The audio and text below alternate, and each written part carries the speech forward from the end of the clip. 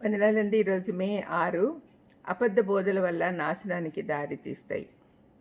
2 పేతురు 2:1 మరియు అబద్ధ ప్రవక్తలు ప్రజల్లో ఉండిరి.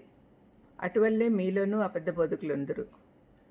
వీరు తమను కొనిన ప్రభువును కూడా విసర్జించుచు తమకు తామే శీఘ్రంగా నాశనం కలుగజేసుకొనుచు నాశనకరమగు భిన్నాభిప్రాయములను రహస్యంగా బోధించుచుందురు. మత్తయి 24:11 యేసుప్రభువు కూడా అబద్ధ బోధకుల గురించి హెచ్చరించాడు. తన శిష్యులకు చెప్పి ఉన్నాడు. ఈ మాటలు విన్న పేతురు ఇప్పుడు అవి జరుగుతున్నట్లుగా చూస్తూ ఉన్నాడు.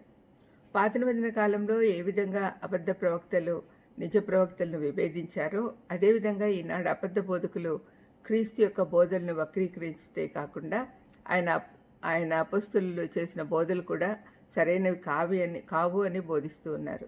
ఈ అబద్ధ బోధకులు చాలా రకాలైన తప్పులను అనైతిక క్రియలను అనుమతించి ప్రోత్సహిస్తూ ఉన్నారు. వ్యభిచారాన్ని కూడా అనుమతించారు. ఈనాటి అబద్ధ బోధకులను గురించి అప్రమత్తంగా ఉండమని ప్రభువు నామంన బ్రతిమాలుకొంచున్నాను.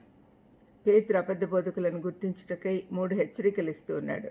వారి దుర్మార్గమైన నడవడి, దురాశ, అబద్ధాలు చెప్పుట అలవాటుగా ఉంటుంది. ఈనాటి విశ్వాసులు పేతురు మాట విని అటువంటి వారికి దూరంగా ఉండాలని మరొకసారి కోరుకుంటూ ఉన్నాను.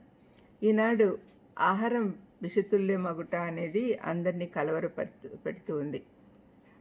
అది ప్రమాదకరమైనదే కాకుండా చాలాసార్లు ప్రాణాలు కూడా కోల్పోతూ ఉంటారు. తెలివైన వారు ఎవరైనా విష పదార్థాలు ఏవైనా ఉంటే తిరస్కరిస్తారు.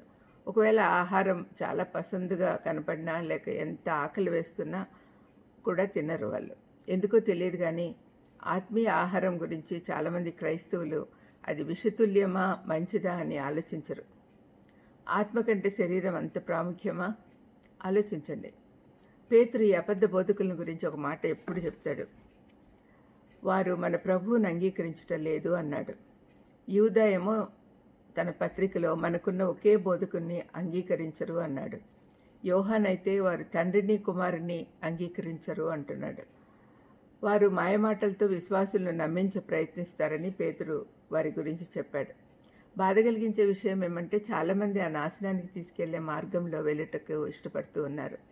అయితే ఆ మార్గంలో వెళ్ళే తొందరలో నశించిపోతారని వారు గుర్తించడం లేదు. పౌలు తరచుగా తన ఆత్మీయ కుమారునికి ఇచ్చిన హెచ్చరికలు చాలా ప్రాధాన్యత వహించాయి.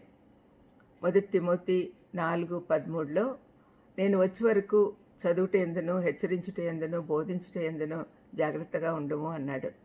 తర్వాత 16వ వచనంలో నిన్ను గురించియు నీ బోధన గురించి జాగ్రత్త కలిగి ఉండుము, వీటిలో నిలకడగా ఉండుము అని చెప్తూ ఉన్నాడు. మనందరము కీర్తనకారుడు 119:10 చెప్పినట్లుగా కలిసి ఈ విధంగా చెప్దాం. నా పూర్ణ హృదయంతో నిన్ను వెదికి ఉన్నాను, నన్ను నీ ఆజ్ఞలు విడిచి తిరగనీయకము. ప్రార్థన చేసుకుందాం. దయమేడ యేసునాయన స్తోత్రం ప్రభా. తండ్రి, అబద్ధ బోధకులను గుర్తించి వాళ్ళకు దూరంగా ఉండేదానికి మాకు సహాయం చేయమని, ఇతరులను కూడా హెచ్చరించేదానికి మాకు సహాయం చేయమని యేసుక్రీస్తు నామమున వేడుకొంచున్నాను తండ్రి. ఆమేన్. God bless you.